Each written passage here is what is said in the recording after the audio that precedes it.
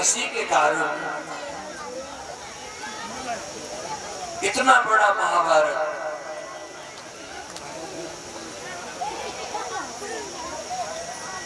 मैं दानव के द्वारा पांडवों की उस यज्ञ में सुंदर सुंदर झिल मिलाते हुए कलर बिछाए गए।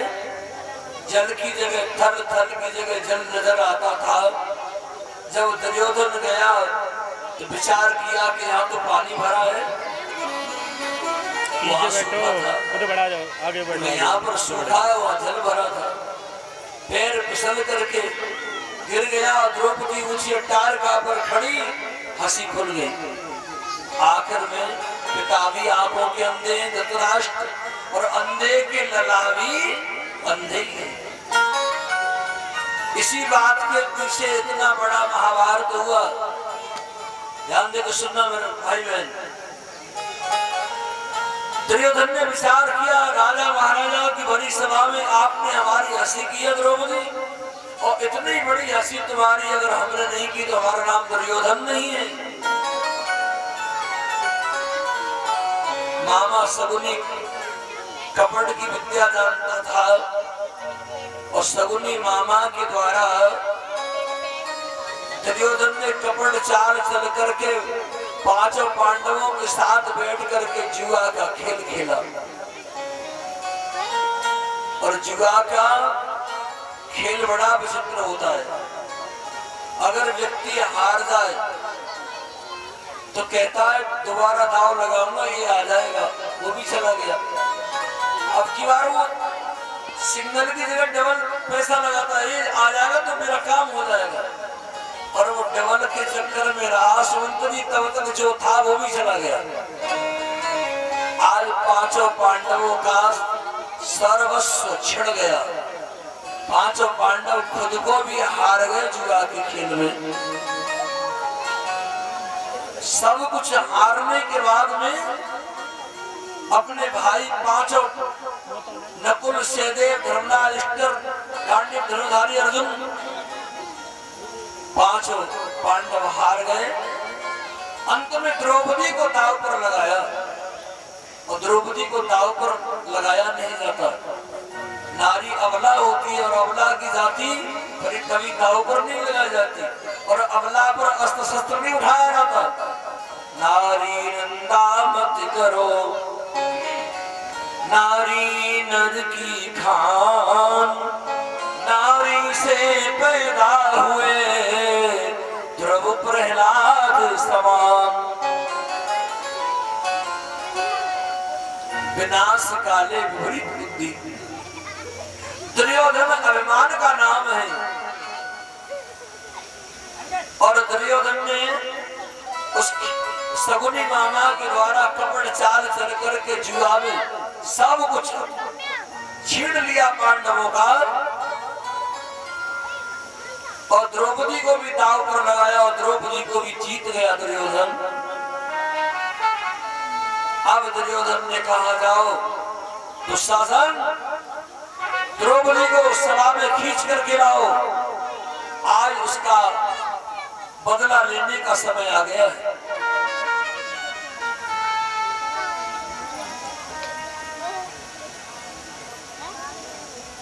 दुशासन गया, द्रौपदी ने मना भी किया, फिर भी नहीं माना। बोले महाराज की आज्ञा है। और जिस समय द्रौपदी को सभा में खड़ा किया, पांचों पांडवों ने देखा कि आज तो हमारे साथ बहुत बड़ा छल हुआ है। कृपाचार्य, द्रोणाचार्य, पितामह भीष्म, गांडीव, धनुर्धारी अर्जुन, गदा में निपुण हमारे भीम, नकुल, सहदेव तलवार चलाने वाले में निपुण, पांचों पांडव बलशाली बलवान आज सभा के मध्य में विराजे हुए हैं। और द्रौपदी का वस्त्र चीर हरण करने के लिए दुशासन को आज्ञा दी है। दुर्योधन अपने अपमान का बदला ले रहा है। द्रौपदी का वस्त्र चीर कैसे पकड़ा? द्रौपदी ने कहा, दुशासन, एक पतिव्रता पति का एक पति होता है जिसके बल पर उसे बहुत बड़ा भरोसा होता है, और द्रौपदी के सामने 5 पति पति बलशाली विराजे हुए हैं, 5 पतियों के होते हुए हमारी लाज कभी जा नहीं सकती।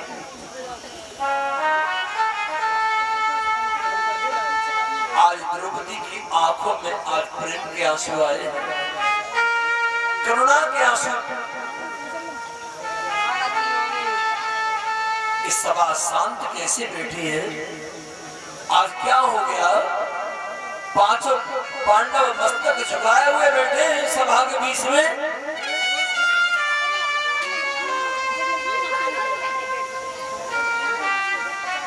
और दुशासन से चीर खींचना प्रारंभ किया और द्रौपदी दौड़ी गांडीव धनुर्धारी अर्जुन की ओर।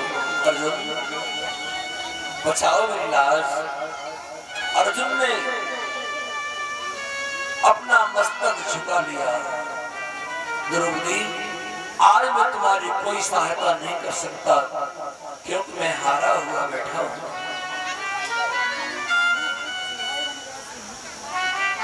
गदा चलाने वाले भीम की ओर द्रौपदी ने इशारा किया, लाज बचाओ। लेकिन भीम ने अपना मस्तक झुका लिया। धर्मराज युधिष्ठिर नकुल सहदेव सब माथा झुकाए हुए बैठे सभा के मध्य में। द्रौपदी कोई देखता नहीं है। लाज बचाने की तो बात छोड़िए, कोई निहारता नहीं।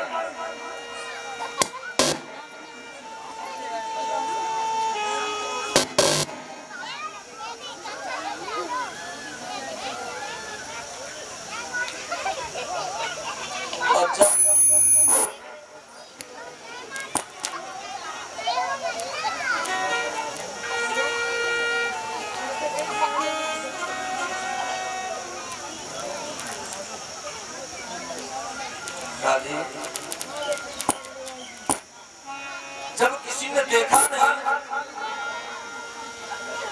तो आज द्रौपदी को किसी ने सहारा नहीं दिया, तो उस समय पितामह भीष्म की ओर देखा। बाबा सुमंत जी महाराज, बस कथा लान में कहते समय ही युधिष्ठिर होता है, ये लगता है कि छुरी चला दी।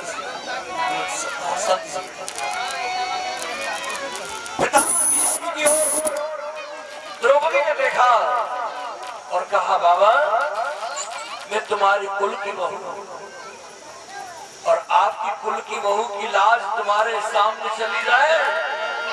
तुम्हारे जैसा कोई अखंड प्रतिज्ञाधारी पितामह भीष्म नहीं है। आज बाबा ने जैसे सुना और बाबा पितामह भीष्म ने अपना मस्तक झुका लिया। कहा, बेटी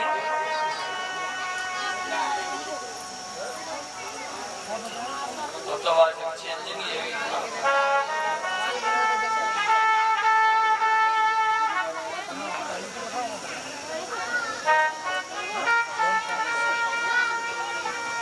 पितामह भीष्म ने कहा, बेटी इस समय तुम्हारी में कोई सहायता नहीं कर सकता। क्यों?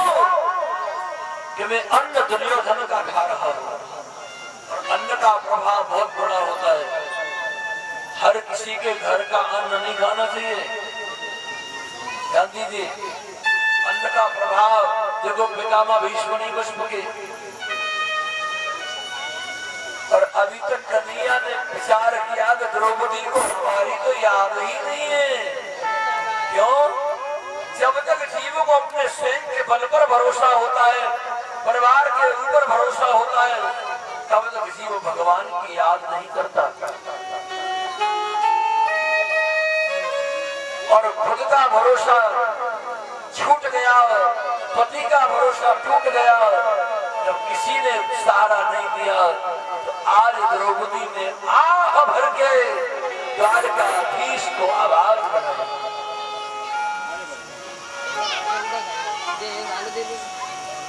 द्वारकावासी, लाज तुम्हारे हाथों में है।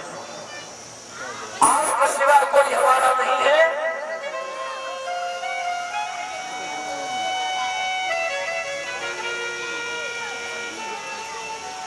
पहले तो साड़ी को द्रौपदी ने हाथों से पकड़ा, फिर उसे दांतों में दबाया और लाज जाने वाली, और उसी समय रुक्मिणी भोजन की थाली लेकर के कृष्ण के सामने आ गई। कहा ठाकुर जी भोजन करो। हमारे श्री द्वारकाधीश भगवान पहला ग्लास तोड़ के मुख की ओर ले जा रहे थे, तब तक तो द्रौपदी ने द्वारकावासी कह के आवाज लगा दी। भगवान कृष्ण ने भोजन का ग्लास वापस लौटा के थाली में रख दिया। आंखों में आंसू, रुक्मिणी चरणों में गिर गई। नाथ, कोई दासी से गलती हो गई, त्रुटि हो गई क्या? भोजन अच्छा नहीं है, भोजन में स्वाद नहीं है? कन्हैया बोले भोजन तो अच्छा है, पर भोजन करने का समय नहीं है। अगर मैं भोजन करता हूं तो मेरी बहन द्रौपदी की लाज चली जाएगी। फिर बचाओ लाज, बचाऊं तो बचाऊं कैसे? द्रौपदी ने पुकारा तो सही, पर पुकार के समय गलती हो गई। द्वारकावासी कह के आवाज लगाई।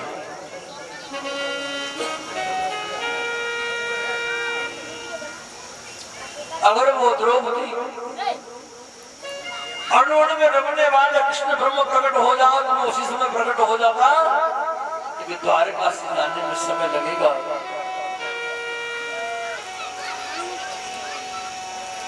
अगर तुम न आए श्याम, लुटी जा रही है सभा बीच साड़ी काना खिंची जा रही है।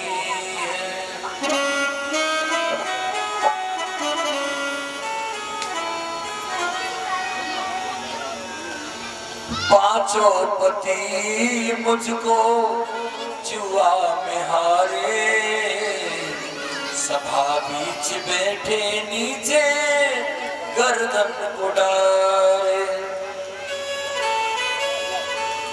आके बचा लो लाज, साड़ी खिंची जा रही है।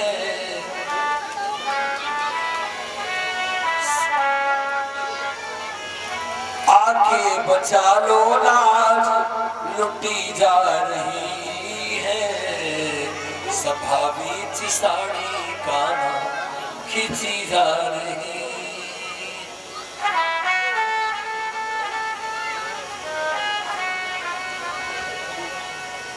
लाज आके बचा लो कन्हैया, दूसरा और कोई नहीं है।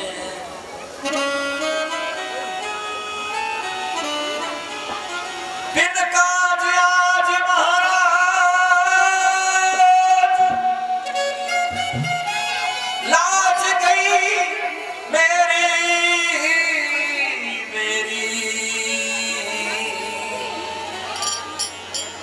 दुख हरो द्वारिका नाथ शरण गई।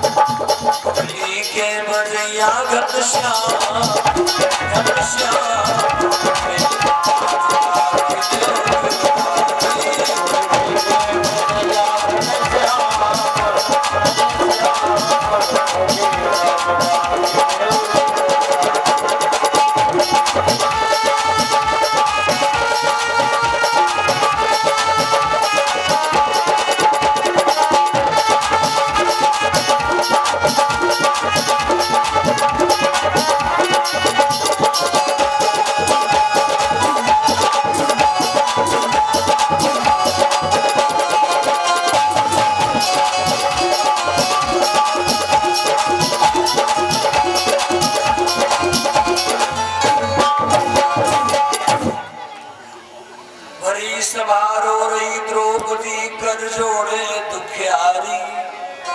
हे दीनों के नाथ बचा लो लज्जा आज हमारी। सुनिए बला कीटे चीर में आम बसे थे गिरधारी। खेचत खेचत थक्यो दुशासन खिची न गज भर साड़ी। द्रौपदी की लाज बचैया की जय बोलो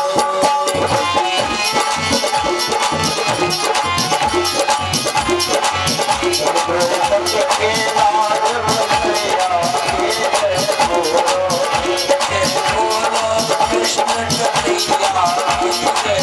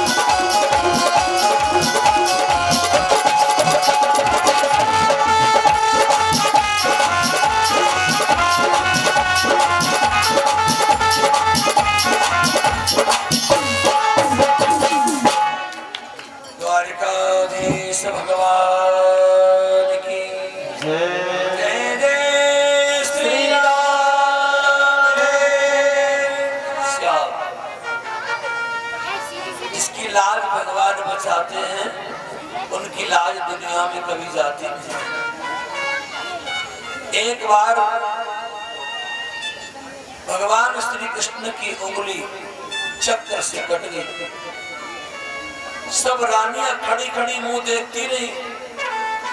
किसी ने नहीं देखा कि आपकी उंगली में से खून कैसे बह रहा है।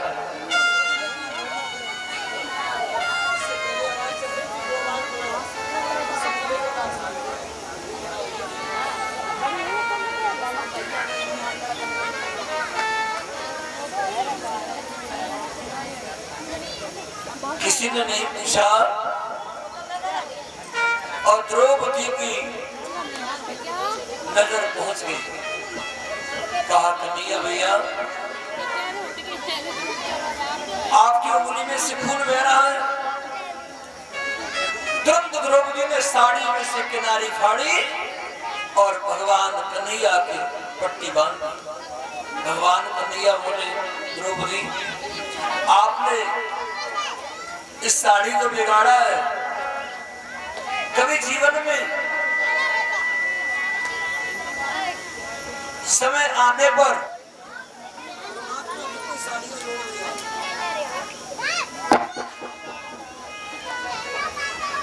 इधर महाराज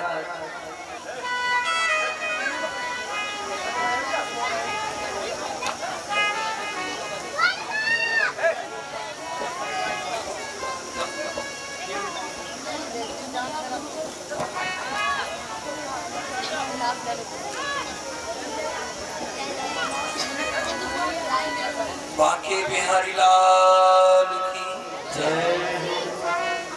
दूसरा भाव एक बार दुर्वासा महात्मा यमुना जी में नहा रहे थे। द्रौपदी सखियों के साथ आई यमुना जी में जल भरने। एक बहन ने कहा, एक बाबा नहा रहे हैं, नारी स्वभाव से द्रौपदी पीठ घुमा के खड़ी हो गई। बोले बाबा जी को निकल जाने दो, उसके बाद जाएंगे। अब खड़े खड़े महात्मा को काफी समय हो गया, द्रौपदी को काफी समय हो गया और बाबा पानी से बाहर निकलते ही नहीं। एक बहन ने कहा द्रौपदी से, बहन बाबा तो निकली नहीं है अभी। द्रौपदी समझ गई यमुना की जल की धारा, पानी तेज गति से बह रहा है,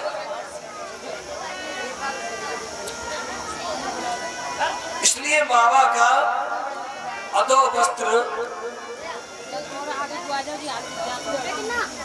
नहाते समय यमुना की धार में बह चुका है, इसलिए महात्मा लज्जा के कारण पानी से बाहर निकलना नहीं अच्छा समझते।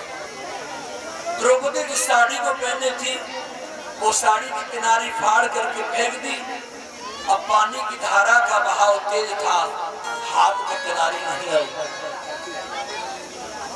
फिर दूसरी किनारी फाड़ दी। भगवान का ध्यान किया, प्रभु तुम्हारा अवतार ही विप्रधेन सुर संत हित लीन मनुज अवतार, निज क्षार निमित्त नो माया गुण गोपाल, तुम्हारा तो अवतार ही संत महात्माओं की रक्षा करने के लिए होता है।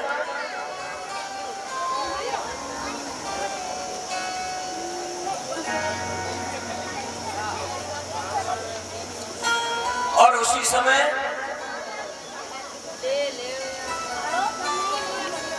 कृष्ण का नाम लेकर के और उस साड़ी की किनारी को छोड़ दिया, वो बाबा के हाथ में आ गई। संत उसे धारण करके बाहर निकले, कहा द्रौपदी बेटी तूने आज मेरी लाज बचाई है, ऐसे तेरी लाज परमात्मा भगवान बचाएगा। अगर तुम किसी प्यासे को एक बार पानी पिला दोगे ना, तो आपको बदले में दूध चाय मिलेगी। विश्वासम फलदायकम करके तो देखो। और होता क्या है, कभी कभी किसी लोभी के घर में कोई भी आ जाए तो सोचता है 4 रोटी तो ज्यादा खा ली, वो कितनी और खाएगा, तो इससे बढ़िया अपना खिलाओ सो ठीक है। खाना खिलाना बाहर डालना मत समझो, भोजन कराने का भी भाव होना चाहिए। अगर आपके पास में ज्यादा कुछ नहीं है तो रूखा सूखा खिलाओ, लेकिन भाव से, प्रेम से। ध्यान दीजिए, दुर्योधन के अंदर अहंकार था, लेकिन मेवा मिष्टान पे 56 भोग थे, और विदुरानी के यहाँ 56 भोग नहीं थे, लेकिन प्रेम और भाव था। इसलिए भगवान ने विदुरानी के घर जाकर के छिड़कों का, केले के छिड़कों का भोग स्वीकार किया। इतना बड़ा महाभारत हुआ और बड़े बड़े वीर वीर गति को प्राप्त हुए। यथा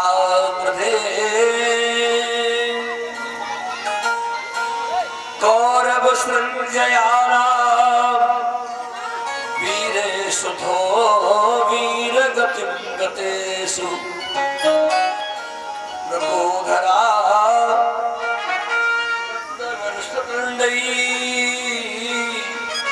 और भगनोर दंडई धृतराष्ट्रपुत्र। कथा सभी जानते हैं।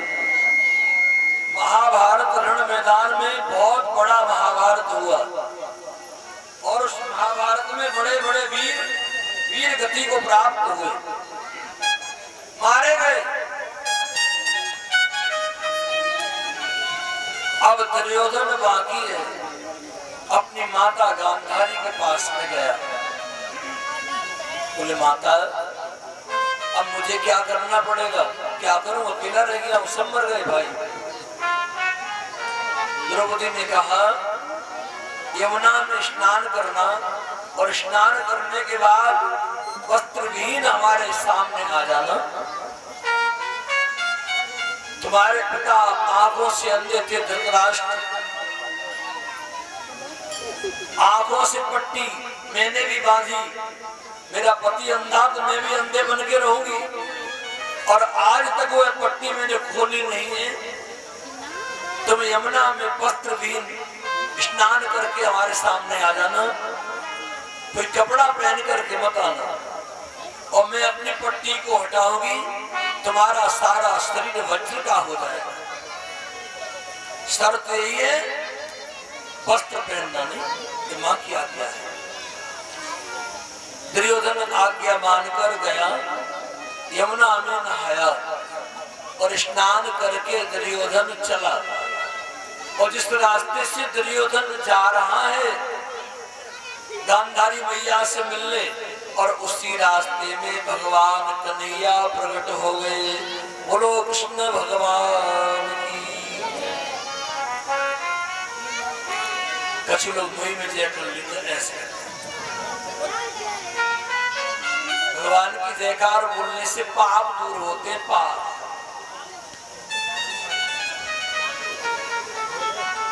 इसलिए भाव से जयकार बोलनी चाहिए। वृंदावन बिहारी लाल की जय। और ऐसी जय बोला करो, पाप तुम्हारी ओर आना चाहे तो डर के मारे पीछे भाग जाए। एक समझदार व्यक्ति खड़ा होके बच्चों को कबड्डी जो खेल रहे हैं इनको डांटे, और इनकी मैया से हमारा निवेदन है, जिन जिन के ये बच्चा है इनको शाम को सभ्यता सिखाना, आदर सिखाना, कहना कथा जब तक हो वहाँ एक पूजा कादी नहीं करें, ठीक है। इनको संस्कार सिखाइए। भागवत कथा में जब भी आओ बच्चों को मान मर्यादा सिखाओ, संस्कार उज्जवल होते हैं। बाके बिहारी लाल की। और कुछ बच्चे उदम करते हैं तो उनकी मैया क्या कहती, जा पंडित घर जा, जा पंडित घर। डिस्टर्ब होता है कथा बोलने वाले वक्ता को। आप लोग तो आनंद से बैठते हैं, मुझे वक्ता 5 घंटे कथा करता है, उसे पूछो शाम को दशा वो होती है, सितांगा में से घोड़ा अलग होता है। इसलिए बड़े नम्रता से आदर से कथा का स्पान करें। जिस रास्ते से दुर्योधन जा रहा है और उसी रास्ते में भगवान कृष्ण प्रकट हो गए। दुनिया भगवान को प्रणाम करती है, ठाकुर जी को, हमारे भगवान कृष्ण उल्टा प्रणाम दुर्योधन से कर रहे जयराम जी को। अब कोई नंगा धड़ंगा हो तो वो तो सर्व के मारे वैसे मर जाएगा। बात देख के नहीं जयराम जी की और करना तो कैसा लगेगा उसे। लो जय और बीच में कहां से मिल गए। कहां जा रहे हो दुर्योधन? बोले मैया गांधारी के पास। अरे भैया मैया के पास जा रहे हो और वस्त्र क्यों नहीं पहने? हमारी मैया ने मना कर दिया है। भगवान बोले अब तो इतने बड़े हो, मैया की शर्म नहीं आती, लज्जा नहीं आती? बालपन की बात छोड़िए, वस्त्र क्यों नहीं पहने? हमारी माँ ने मना कर दिया है। अच्छा कपड़े की मना कर दिया है। भगवान कृष्ण ने कहा कपड़े की मना कर दिया है और बड़े बड़े पत्ते, केले के बड़े बड़े पत्ते भगवान बगल में दबाए खड़े हैं। देखो लीला ठाकुर जी। बोले इनको धारण कर लो। केले के बड़े बड़े पत्तों की कोपी धारण करा दी। अब दुर्योधन कह रहा वाह ठाकुर जी आपने हमारी आज लाज बचा दी। और कन्हैया कह रहे जाओ जाओ तुम्हारे मरवे तक की व्यवस्था बनानी, चले जाओ। अब भगवान तो पधार गए और दुर्योधन आया माता गांधारी के पास। मैया नेत्र की पट्टी घटाओ, आंख खोलो। बेटा दुर्योधन आ गए। हाँ आपने कोई कपड़ा तो नहीं पहना, कोई वस्त्र नहीं पहना? सत्य बताना। बोले बिल्कुल कपड़ा तो नहीं पहना, बिल्कुल कोई कपड़ा नहीं पहना। और जैसी मैया ने पट्टी हटाई, दृष्टि डाली, आज सारा शरीर वज्र के समान हो गया। मैया की दृष्टि पड़ी, ये केले के पत्ते क्यों बांध के आए हो? मैया रास्ते में हम आ रहे थे तो भगवान कृष्ण मिल गए, कृष्ण ने पत्ते बंधवा दिए। गांधारी ने कहा कन्हैया तुमने मेरे आंखों के सामने मेरा पूरा परिवार संतान नष्ट करा दी। मैं तुम्हें श्राप देती हूँ, तुम्हारे सामने तुम्हारा भी 56 करोड़ यदुवंश नष्ट हो जाए। कन्हैया हंसने लगे, कहा बहुत अच्छा किया, हमारे परम धाम जाने के बाद इनका पालन पोषण कौन करता था, अच्छा किया मैया श्राप दिया। इधर दुर्योधन से कहा, दुर्योधन शरीर तो तुम्हारा कठोर हो गया वज्र के पत्थर के समान, लेकिन तुम्हारी जो जंगा है ना ये कच्ची रह गई है। क्यों रह गई है समझते हो? सुनो, शरीर का अंग जो गलती करता है उसे परमात्मा सजा जरूर देता है। बड़ी सभा के बीच में द्रौपदी को वस्त्रहीन करके जंगा में बिठाना चाहता था ना, इसलिए अब तो बच नहीं सकता, तेरी जंगा तोड़ी जाएगी। और दुर्योधन जब आया कुरुक्षेत्र मैदान में तो भीम ने उठा ली गदा और भीम ने गदा लहराते हुए कहा, हे दुर्योधन, सच्चे योद्धा सच्चे क्षत्रिय से सकते हैं अपमान।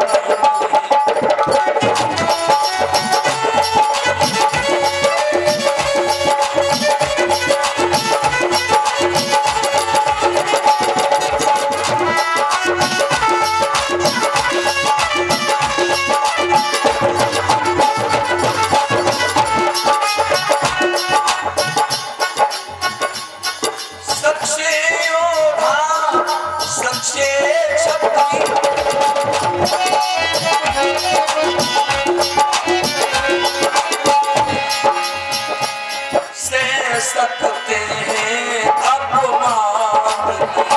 और चाहे तन के टुकड़े टुकड़े हो दुश्मन से माता चुके।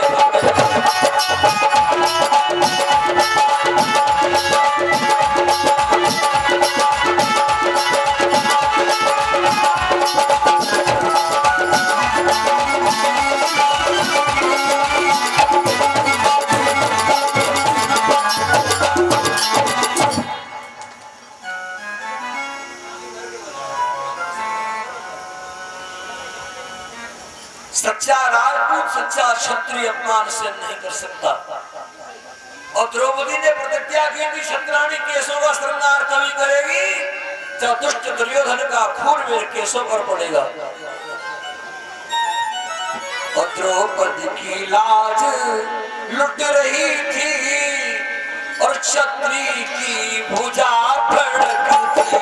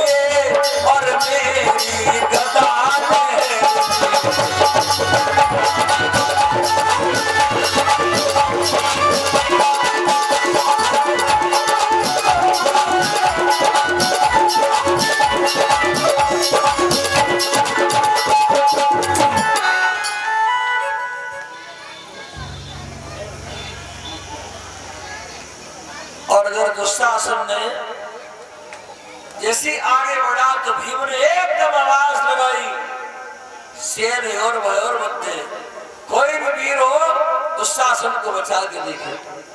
एक एक गदा में प्रहार किया और भुजा उखाड़ दी, खून का फव्वार निकलने लगा। भगवान कृष्ण द्रौपदी को लेकर के प्रकट हो गए। बहन कर लो अपने केशों की प्रतिज्ञा का संकल्प। कृष्ण कन्हैया द्रौपदी को बहन कहते हैं और द्रौपदी बहन कृष्ण को भैया कहती है। यहाँ भाई और बहन का पवित्र नाता है।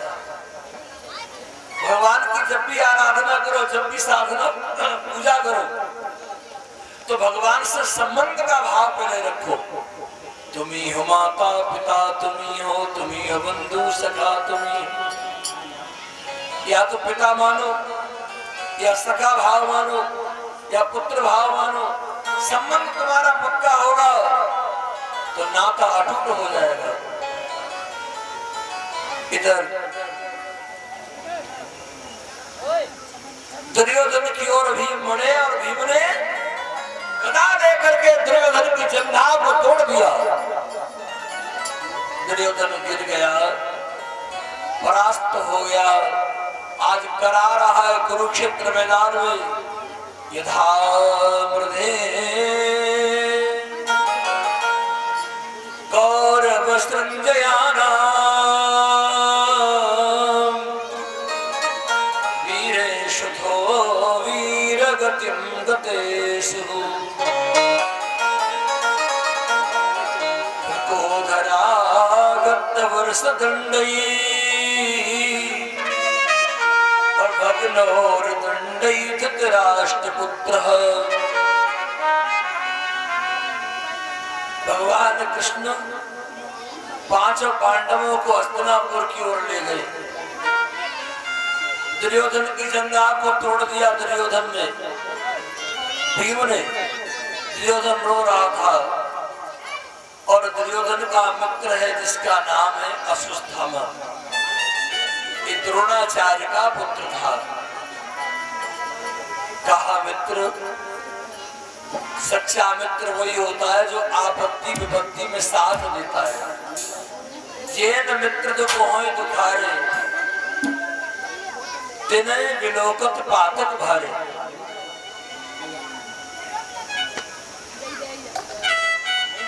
अगर आप पांडवों को मार दोगे तो आधा राज्य का मालिक मैं आपको बना दूंगा। आज अश्वत्थामा ने प्रतिज्ञा करी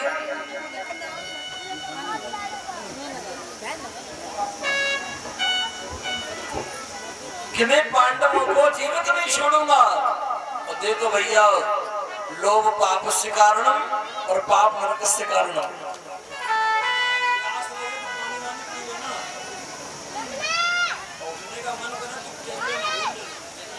हम लोगों को अभ्यास,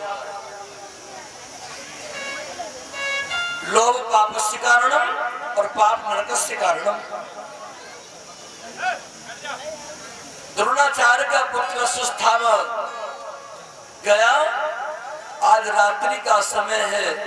माता द्रौपदी के 5 पुत्र पिता की सैयाओं पर सो रहे हैं।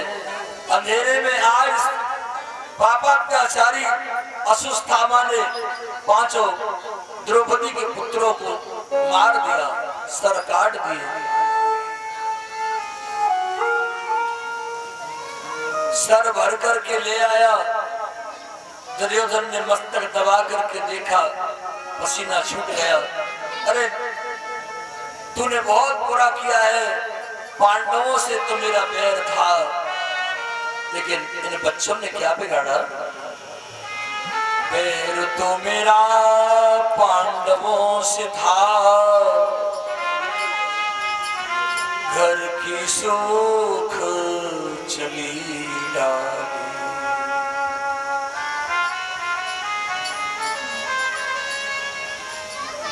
शिवरों में रक्त बह रहा था,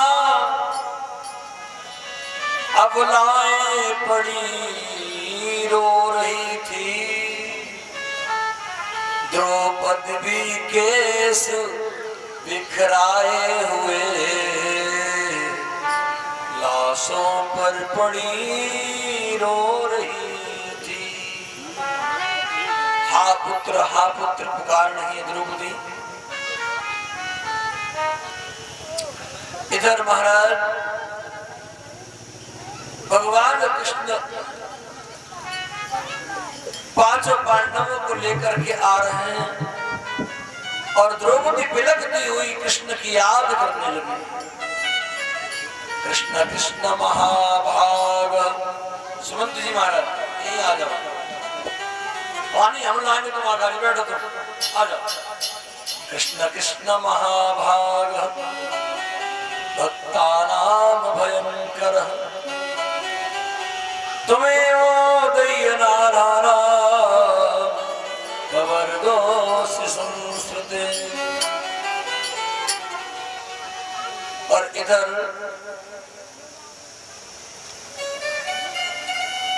अर्जुन ने अपने गांडीव धनुष पर बाण चढ़ा लिया और पीछा करते करते पकड़ लिया उस द्रोणाचार्य के पुत्र अश्वत्थामा को।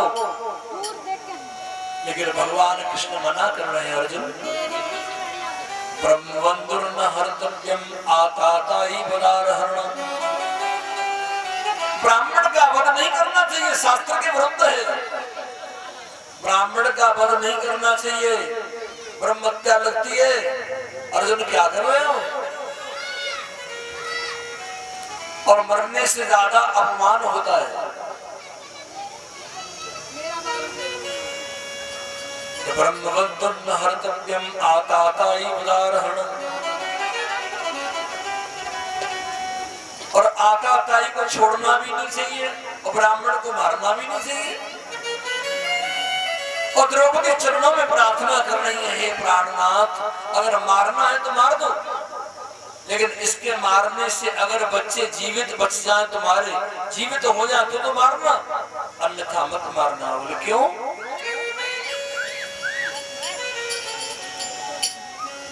अगर आप इसे मार दोगे, जिसकी माँ है ना मैया, बेटा का दुख बड़ा होता है। ये द्रौपदी रो रही है ना, ऐसे ही इसकी माँ को रोना पड़ेगा। बार बार समझाया भगवान कृष्ण ने, अर्जुन को समझाया, अर्जुन समझ गए। और अर्जुन ने अपनी खड़ग तलवार से अश्वत्थामा के मस्तक पर जो मणि लगी थी ना, उस मणि को तलवार से निकाल दिया। ये मणि क्या होती है? ब्राह्मण के मस्तक पर तेज होता है भक्ति का, उसकी तपस्या का प्रभाव होता है। और कुछ कुछ ब्राह्मण तो जनेऊ भी नहीं पहनते, कंठी भी नहीं पहनते, तिलक तो लगाते ही नहीं, क्योंकि तिलक लगाने में शर्म आती है। अगर हमारे आचार्य ब्राह्मण हवन करते समय किसी का तिलक करें और ऑफिस जाना, थोड़ा सा लगाना मारे, गाय के हिंदी हुआ। बिना तिलक के ब्राह्मण का दर्शन नहीं करना चाहिए, शास्त्र कहता है। आज तेज तपस्या और जनेऊ धारण करने वाले ब्राह्मण की 4 चीजें बढ़ती हैं, आयु, विद्या, यशोबलम। इसलिए आज आयु क्षीण हो रही है। विद्यावताम भागवतम परीक्षाम, जाति से आप ब्राह्मण हैं लेकिन कर्म से नहीं। हमारे जीवन में कर्म अच्छे हो, विचार अच्छे हो, भक्ति सुंदर हो, बस वही ब्राह्मण का तेज, ब्राह्मण की तपस्या है। आज मरने से ज्यादा अपमान होता है, और अपमान कर दिया, धक्का देके सर मुड़वा के नगर से बाहर कर दिया अश्वत्थामा को। मूर्ख हृदय न चेत जो गुरु मिले भ्रंत सम। मूर्ख हृदय न चेत जो गुरु मिले भ्रंत सम। फूले फले न वेत। देखो मूर्ख में और सट में कितना अंतर होता है। देखो मूर्ख तो मूर्ख ही होता है, वो कभी सुधरने वाला नहीं है। और सट सुधरे सब संगति पाई, पारस परत कुधात सुहाई। अगर सोना, देखिए अगर पारस मणि स्पर्श कर ले तो सोना बन जाती है, लोहा। पारस परस कुधात सुहाई, सत सुधरे सत संगति पाई। लेकिन मूर्ख हृदय न चेत जो गुरु मिले भ्रंत सम। अब तलवार से सर का निकाल दिया, मस्तक का मणि, और इधर अश्वत्थामा ने मौका प्राप्त कर लिया। बोले अर्जुन के पुत्र अभिमन्यु, अभिमन्यु की जो पत्नी है उत्तरा, और उत्तरा उस समय गर्भस्थ अवस्था में गर्भवती है, और उत्तरा का गर्भ नष्ट करने के लिए आज अश्वत्थामा ने ब्रह्मास्त्र छोड़ दिया। और उत्तरा व्याकुल होकर के भगवान की स्तुति कर रही है।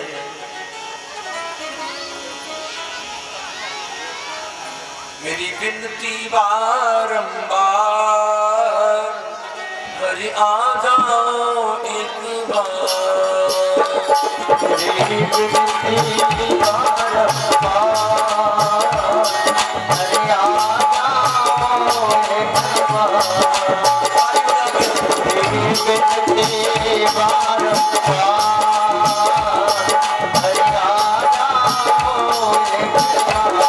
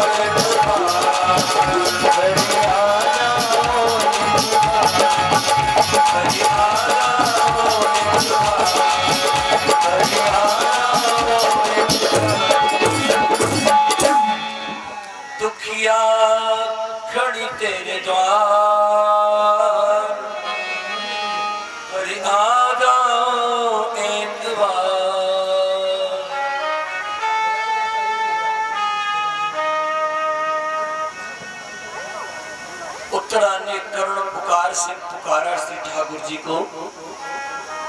भगवान आज पुकार सुनकर गर्भ के अंदर चले गए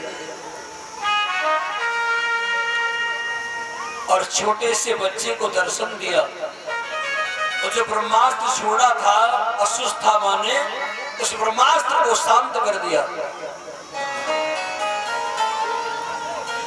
और ब्रह्मास्त्र शांत करके आज श्री ठाकुर जी बाहर प्रकट भये और कुंती बुआ ने देख लिया। कुंती ने कहा वाह कन्हैया, हमें तो ये मालूम था कि आप प्रकट होते हो, आप अवतार लेते हो, भय प्रकट कृपाला दीन दयाला, लेकिन आज तुमने ये देखा है कि आप पुरुष का घर से प्रकट हुए।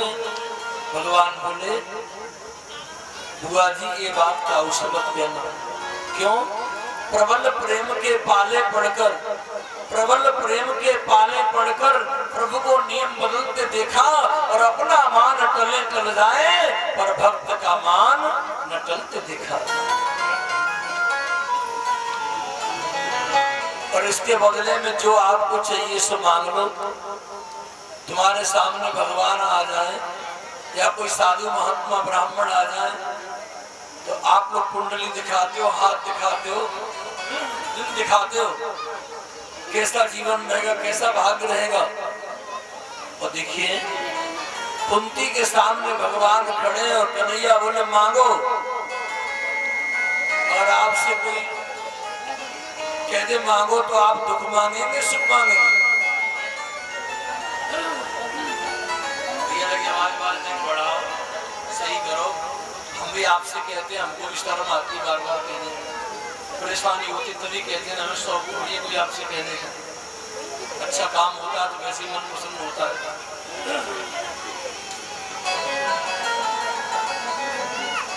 उसी समय भगवान कह रहे मांगो। तो कुंती ने क्या मांगा? दुख मांगा। प्रभु हमें आप दुख दे दो। कन्हैया बोले दुख तो दुनिया में कोई नहीं मांगता है, आप क्यों मांग रही हैं?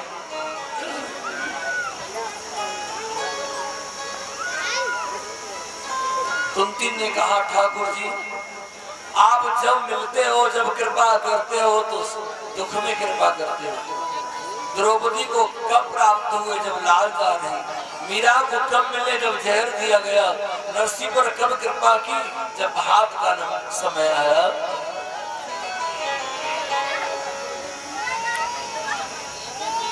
विपदः सन्तुना शश्वत यत्र तत्र जगद्गुरो भवतो दर्शनमत स्याद् पुनर्भव दर्शनम्।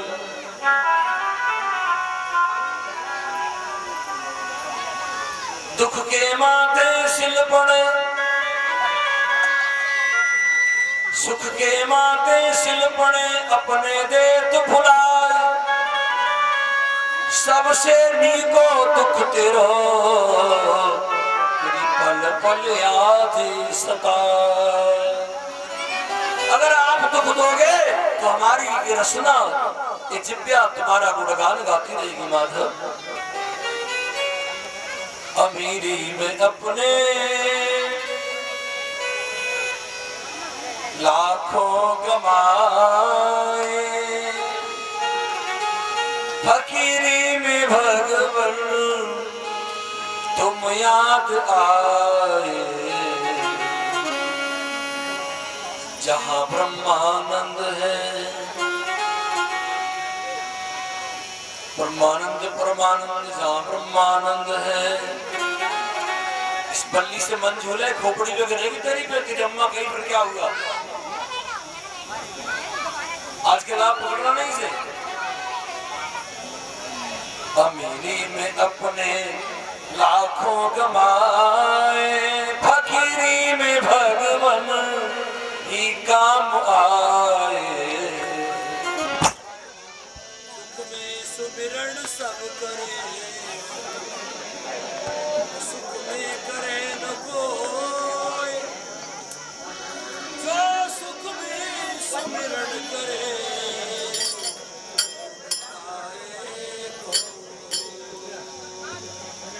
बोलिए भक्तवत्सल भगवान श्री राम।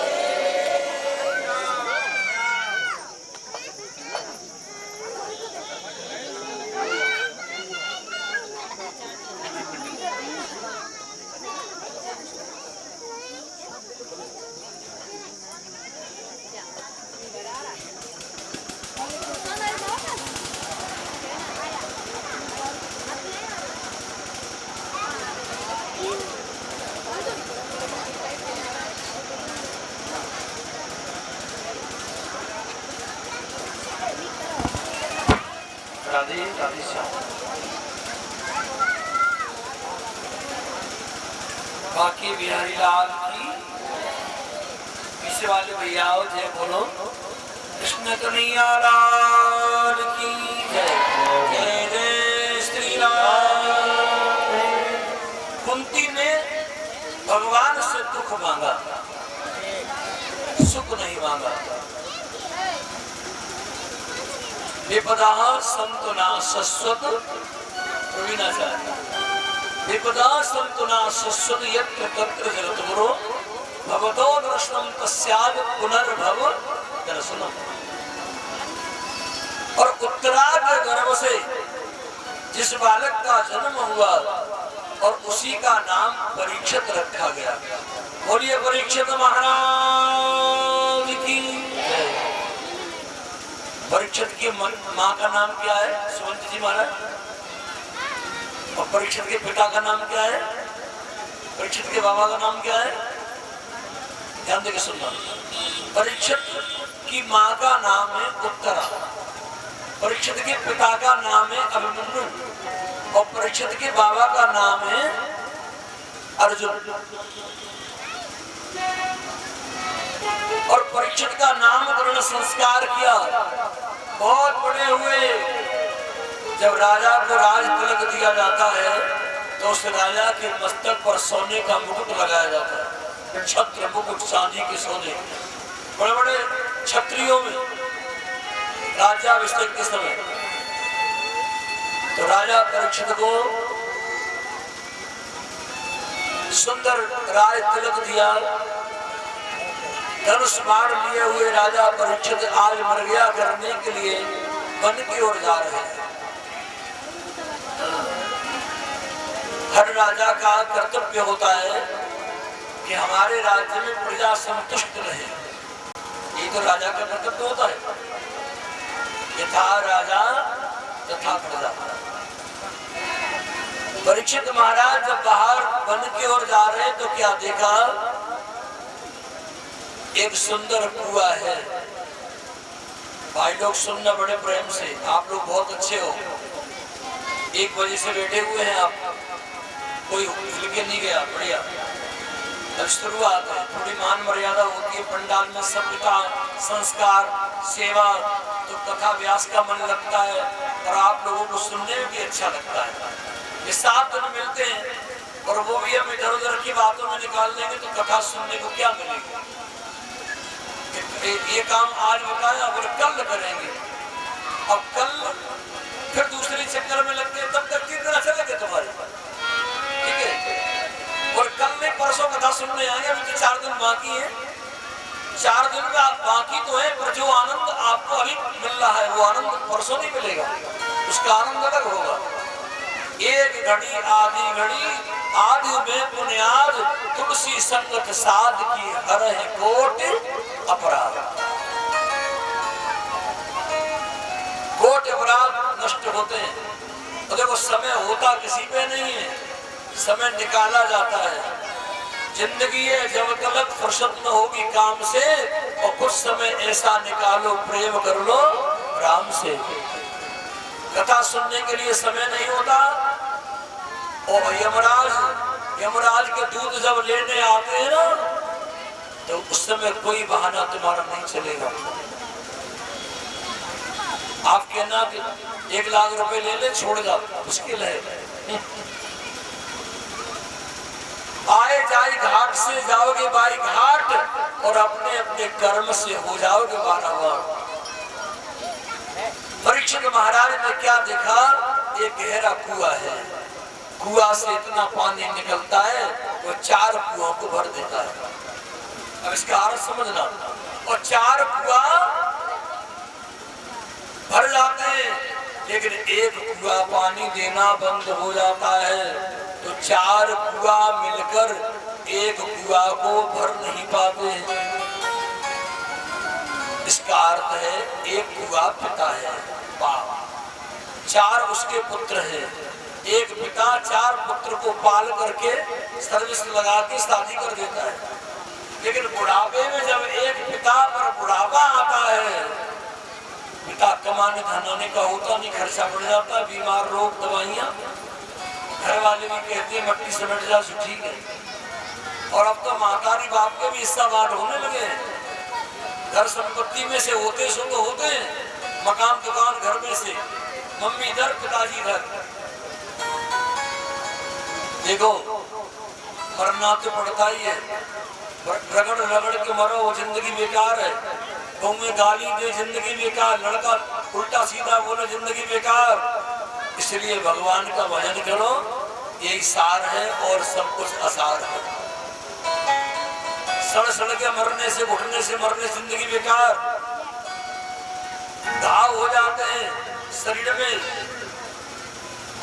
मक्खी उड़ाए से उड़ती नहीं, तो घर वाले कहते हैं भैया उद्धार हो जाए ठीक है, लेकिन ऐसे उद्धार कहाँ होता है? उद्धार तो वो है एक क्षण में ही खेल खत्म, दद्दा अच्छे वाले हुक्का पी रहे तो सवेरे मालूम पड़ा गए, ये सबसे बड़ा कल्याण है। हाँ, और एक गाय बछिया से ब्याह गई, गाय बछिया से ब्याही, पर गाय अपना दूध बछिया को नहीं पिला रही है, उल्टा बछिया का दूध गाय पी रही है। इसका अर्थ ये है गाय माँ है और बछिया उसकी बिटिया है। जब मैया पर बुढ़ापा आ जाता है, अंधी धुंधी मैया हो जाती है, रोटी बना नहीं पाती और आंखें देख नहीं पाती, लड़का गाजियाबाद नोएडा गुजरात बहू को लेके चले जाते हैं, अंधी धुंधी माँ भूखो रहती है, तो वह बुढ़ापे में लड़का रोटी देते नहीं, तो वह बूढ़ी मैया अपनी बिटिया के घर जा करके जिंदगी गुजारती है। और आज भी हमारे गांव में, समाज में कुछ बड़ी बूढ़ी मैया अपनी बेटियों के घर जीवन गुजार रही है। पहले के लोग बेटी के घर का पानी नहीं पीते थे, बेटी के गांव का जल नहीं, इसमें हमारे गांव की बेटी दी है, कन्या नाम किया हमने उसका, तो बेटी का घर का जल नहीं, खाने की बात छोड़िए। और आजकल तो खाना खा रहे हैं ठीक है, लेकिन बेटी का सोना भी खा जाते हैं, चांदी भी खा जाते हैं, बेटी का सब कुछ। नरक से नरक महानरक मिलेगा, उस दिन की याद करना जब मरने का समय होगा। अभी तो जवानी का जोश है तो होश है ही नहीं तुझे, लेकिन जब अंत समय आएगा तो देखना क्या होता है। पाप का घड़ा जब भर जाता है तो फूट जाता है,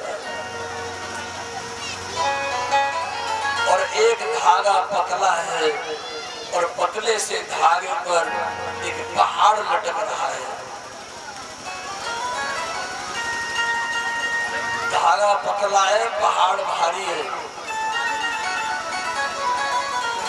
धागा है धर्म, धागा धर्म है और पहाड़ अधर्म है। संसार में भागवत तो होगी, धर्म तो होगा, पर धर्म धागे के समान रह जाएगा और पाप अधर्म पहाड़ की तरह बढ़ता चला जाएगा। लोग गंदी बात को बड़ी जल्दी कैच करेगा बच्चा, लेकिन रामायण की चौपाई को कैच नहीं करते। आज कथा समझ में क्यों नहीं आती लोगों की मालूम है? क्योंकि रामायण का ज्ञान नहीं, गीता के श्लोक याद नहीं, रामायण गीता पढ़ते नहीं, अच्छे अच्छे सत्संग महात्माओं के दरबार में, तीर्थ में, आश्रम में कभी करते नहीं, और साधु भी ऐसे मिलेंगे तुलसी का पेड़ में, गांजे का भरला का पार में। तो ज्ञान आए कहां से? विद्या बुद्धि कहां से हो? अब पहले मांस खाते थे, गीत पक्षी गीत, आज वो गीत दिखाई देते नहीं है, क्योंकि उनका भोजन दूसरों ने छीन लिया। हमारे समाज में बड़े बड़े गीत पैदा हो गए। इस कलकार कलयुग में, घोर कलयुग जब आएगा, भगवान का अवतार होगा।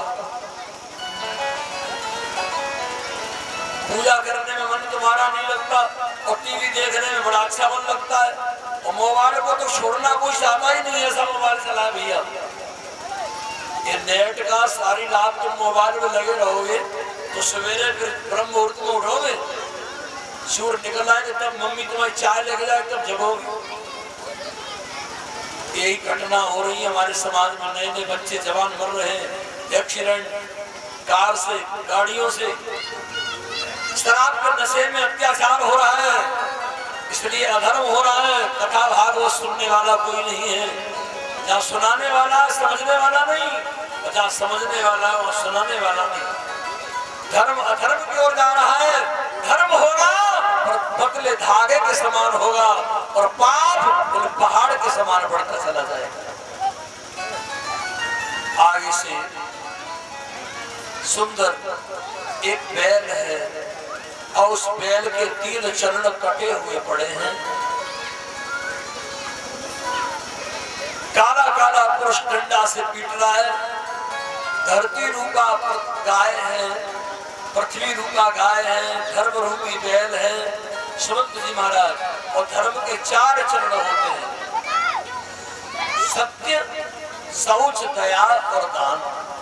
ये सत्य तो खत्म हो गया, झूठ ही लेना, झूठ ही देना, झूठ ही भोजन, झूठ से बहना, सत्य का चरण विराम हो गया और पवित्रता समाज से चली गई।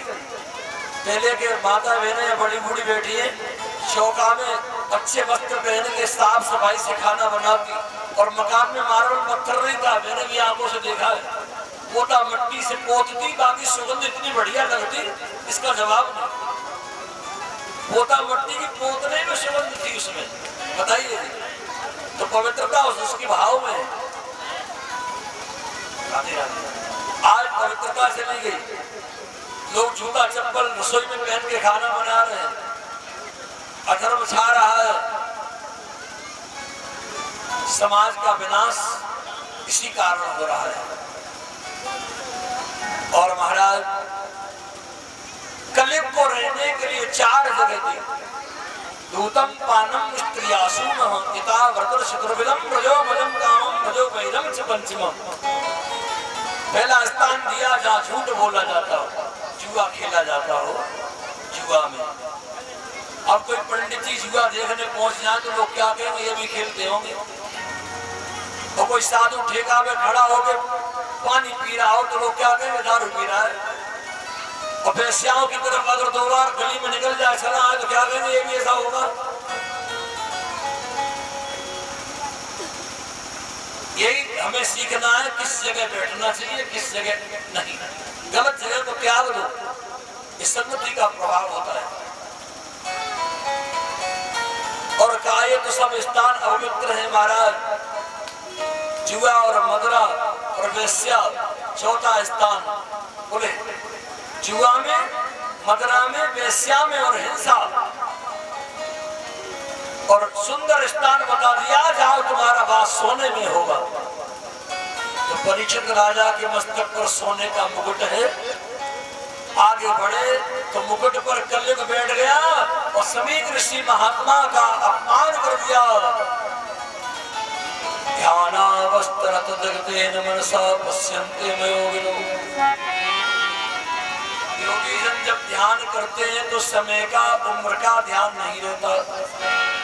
महात्मा समय की संध्या वंदन कर रहे हैं। ध्यान वो होता है जो बाहर की आवाज कान में न जाए। आजकल ध्यान ऐसा होता है कि माला हाथ में घूम रही है और मोबाइल पर बात चल रही है। ये ध्यान नहीं होता, ये दिखावा होता है। और महात्मा के तो कान में आवाज ही नहीं गई। परीक्षित क्या कह रहे हैं? तो महात्मा को जगाने के लिए, समाधि हिलाने के लिए राजा परीक्षित ने मरा हुआ सर्प, राजा परीक्षित ने सर्प सभी ऋषि महात्मा के गले में डाल दिया। फिर भी महात्मा हिले नहीं। अब बेटा ने देखा कि पिता के गले में सर्प किसने डाला। ओहो, किसी के पिता का कोई अपमान करके बेटा का खून खोल जाएगा। एकदम गरजता हुआ पुत्र ने हाथ में सर्प पकड़ा और श्राप दे दिया। जिस किसी दुराचारी राजा, अत्याचारी बाबा, अत्याचारी राजा ने हमारे महात्मा पिता के कंठ में, गले में सर्प डाला हो, आज से ठीक 7 दिन तक शगनाग मैं श्राप देता हूं, उस राजा को डस ले। श्राप दे दिया। महात्मा के नेत्र खुल गए। बेटा तुमने अच्छा नहीं किया। ये राजा परीक्षित ने सर्प डाला था, लेकिन राजा परीक्षित का दोष नहीं था। परीक्षित जैसा तो कोई राजा धर्मात्मा हुआ ही नहीं। दोस्त तो केवल कलियुग का था जो उसके मुकुट में बैठा हुआ था। आज 7 दिन का श्राप लगा। दिन 7 ही होते हैं, 8 दिन 6 दिन नहीं होते। इतवार, सोमवार, मंगलवार, बुधवार, गुरुवार, शुक्रवार, शनिवार। परीक्षित कौन है? ये पीले कपड़ा पहना के परीक्षित बनाते हैं, परीक्षित नहीं होते। एक कथा के यजमान है, पूजा करने वाले। परीक्षित कौन है? हर जीव परीक्षित है, हर मनुष्य परीक्षित है। और सभी का जीवन 7 ही दिन का है। और तक्षक नाग काल है। एक काल रूपी नाग, काल रूपी सर्प जीव को डसता है, किसी को मंगल को, किसी को बुध को, और किसी का जन्म इन्हीं दिनों में होता है। 7 दिन में जन्म है, 7 दिन में मरण है। परीक्षित जीवात्मा है, तक्षक नाग काल है। आज परीक्षित जी को मालूम पड़ा, मुकुट उतार के रखा, होश आ गया। हे ब्रह्मा विधाता, आज मुझे कोई श्राप दे दे तो मेरा उद्धार हो जाएगा, अन्यथा होने वाला नहीं है। मेरी लगन हरि से जोड़े, ऐसा कोई संत लगन हरि से जोड़े, ऐसा कोई संत मेरी लगन हरि से जोड़े, ऐसा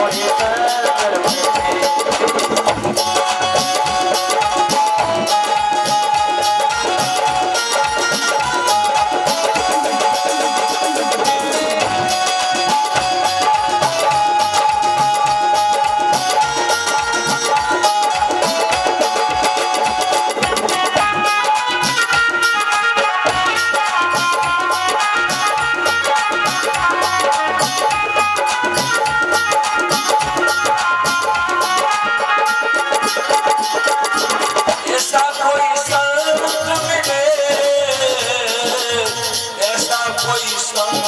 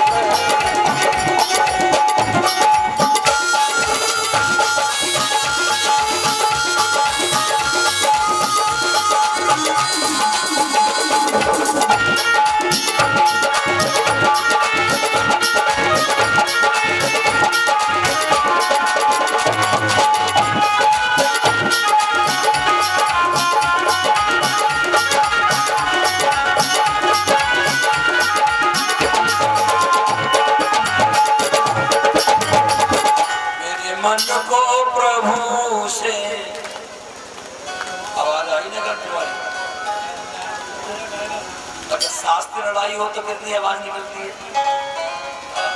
इसे मेरे मन को प्रभु से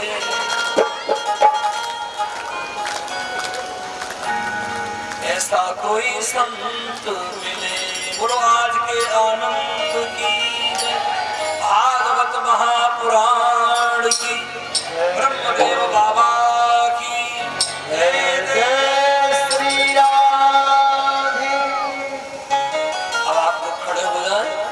आरती करें भगवान।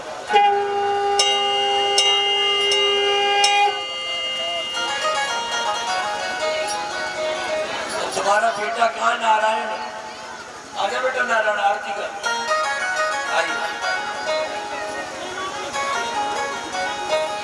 और अपनी मम्मी को लेके आओ आगे। आप लोग आगे ना बढ़े, आप तो वहीं खड़े रहे। कथा का समय 1 बजे से 5 बजे तक है, पर आज 6 बज गए हैं और कल हो सकता है और भी बज जाए, लेकिन आप लोग टाइम से आए और थोड़ा शांति सभ्यता का परिचय दें, ठीक है? ये विषय ध्यान रखें।